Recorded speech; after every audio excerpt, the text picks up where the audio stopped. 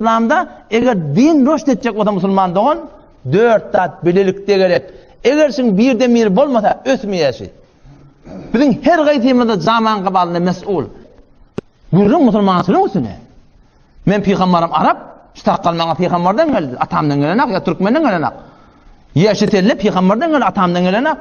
Ya Türkmenin kadim kızıl doğani, Türkmenin doğanı kadim ona. Ola da Sahih Buhari'nin hadisi şu. Kızıl halis giymani peygamberler erkeklere icazet vermeptir. Kızıl alanı icazet veriptir. Adam onun kadim Türkmen ulemalı çöpte çalanda gelen adamı da şunu intikab ettir. Kurdun labası, kurdun kim kadime? İslam'da giyin giymek var. Beluş'ta da tada öğlenir. Beluş'un başlıyor. Sünnet giyin giymek. Türkmen don sünnet şeriattan ötürü Müslümandır.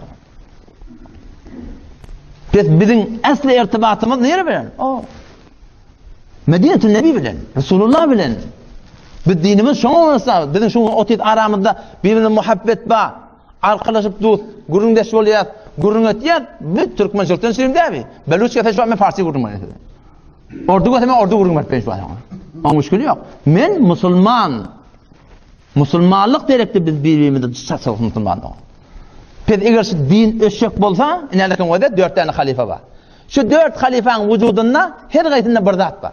Şu 4 zat bile olmalı. Men vücudumda, men hanımadamda, bizim camiamızda, mahallemizde, mantıqamızda ta din össün. Hemmece Müslümanlar el vermeli. Sıddık'ta yumşaklık var, has bir yumşaklık.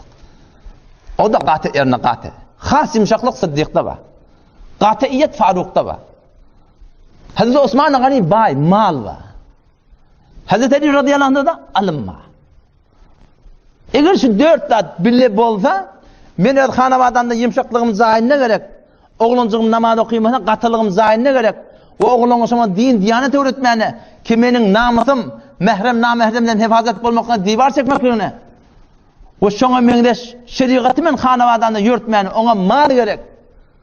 O malın da bihud, bedgata, o hilaf-ı şeriyete serf olmadığından süreyim, ona da alım gerek Müslüman. Men hanavadanda da söyle, men mahallemde de söyle, bizim mantıqamda da söyle.